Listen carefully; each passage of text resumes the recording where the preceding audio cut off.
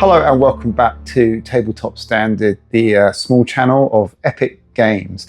And today I thought I'd talk to you a little bit about orders in Legions Imperialis. Now orders, the system is quite simple. You put your order down, you do the order, you remove the token.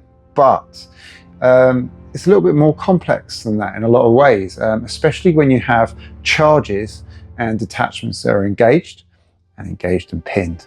So hey, if you know all this and you understand it, hey, don't watch the video. But this might help people learning the game understand the nuances of how orders interact with each other.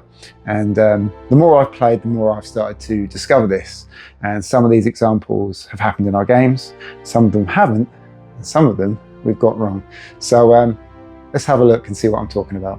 Right, okay, so for our first example, on the left you can see 4 detachments of 1 unit, Space Marines, Sons of Horus.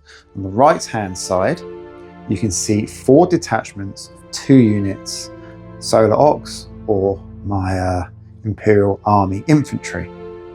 On the left hand side, the Space Marines all have a charge order, and on the right hand side, we've got an advance, a first fire, a march, and a charge. So this is quite straightforward, and we'll see how they interact with each other when the Marines charge. So we'll start from the top down. So from the very top, you can see that the Marines are charging, but they've been stopped. The detachment on the advance order has a couple of options. They can stand and take the charge, or they can fire Overwatch. When firing Overwatch, they will then remove their token. If they choose not to fire Overwatch, the Marines will charge in, and then when they can activate, if they haven't already, they can choose to do a pile-in move and move up to their normal movement to engage. The first firing unit can do very similar things. They can either fire Overwatch and lose their token, or they can take the charge, like so, but in doing so, they won't have the option of a pile-in move.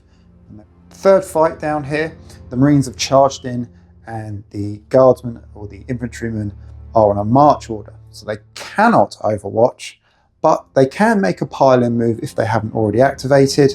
And in doing so, because they're infantry, they can move up to 3 times their movement to engage the enemy. Any other unit could move double. And then our last example at the bottom here, the Marines charge in, and the infantry are also on a charge order. All they can do, if they haven't already activated, is a pile-in move, and that's as far as it goes. So very simple there. Basically, it's an activation to charge and how you can react depending on what order you've got. What gets interesting is afterwards, when you're engaged and pinned, or engaged if you're a bigger or smaller unit. In this example, we have a Knight Castigator on an advance order, and 4 units in a detachment of tactical Space Marines on a charge. Very brave indeed. In this example, the tactical Marines will charge the Castigator. The Castigator can now, as it's on an advance order, can opt to Overwatch fire and lose its order. You can also opt to not fire and take the charge. Like so, tactical Marines move in, and there will be a fight. If the Castigator hasn't already activated, it can move out of combat, like so. If it has already moved this turn, it must remain where it is, but keeps its order. When the fight happens, the Space Marines lose 2 stands to no wounds on the Castigator. They lose the combat. Should they fail their morale check, they will make a withdrawal, like so. Their order is removed, but the Castigator will keep its advance order. There's no reason to remove that order, and then in the oncoming combat phase, he can then fire his bolt guns and take out the Space Marines. So let's now look at some examples of detachments that are engaged and pinned, and how the orders interact with each other. In this example, both units, both detachments of Space Marines and infantrymen are engaged and pinned. The Space Marines are on an advance order, but be aware that when you start the round, engaged and pinned, you cannot give yourself a charge order. Also be aware, that breaking troops or withdrawing troops is very important with the order you select. If you give them an advance order and the Space Marines win the combat by killing 2-0, let's say, if the infantrymen fail their morale check and withdraw. So in the following advanced fire step, the Space Marines will be able to fire their weapons, but the infantry on the withdrawal will not be allowed to, despite their order, because you cannot fire after you have made a withdrawal move. In this example, we can see the Sicarans have a charge order, the Castigator has a charge, and the Spartan has an advance.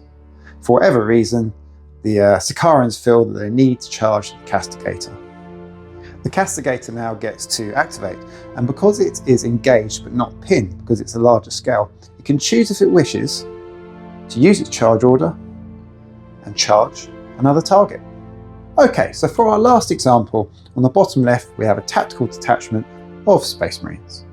We have a detachment of Terminators on a charge order, which is charged into the Castigator on a first fire order.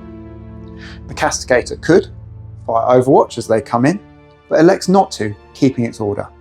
Because the Castigator is engaged and not pinned, i.e. it is bigger than the Terminators, in the first fire step, keeping its order, it can elect to fire its weapons at another target, which is not engaged and pinned. Therefore it can't fire at the Terminators, but it can fire its weapons at the Tactical Marines, then removing its order. It could also do this in the advanced fire step, if it was still in base-to-base contact with the Terminators and had the advance order. So there you go, there's a few examples of how orders work with charges engaged and pinned. If you think I've got anything wrong, please let me know, and please reference the correction so I can actually look at it myself. And if there's anything important that you think I've missed, do let me know in the comments. I can't have covered every eventuality, but hopefully enough to help your games, improve your games, and I know it will improve my games as well. And it gives you those tactical options when selecting the appropriate order for when they're coming at you. Thanks for watching. Please subscribe, share, and all that stuff. And we will see you in the next video for more thrills, spills, and engine kills.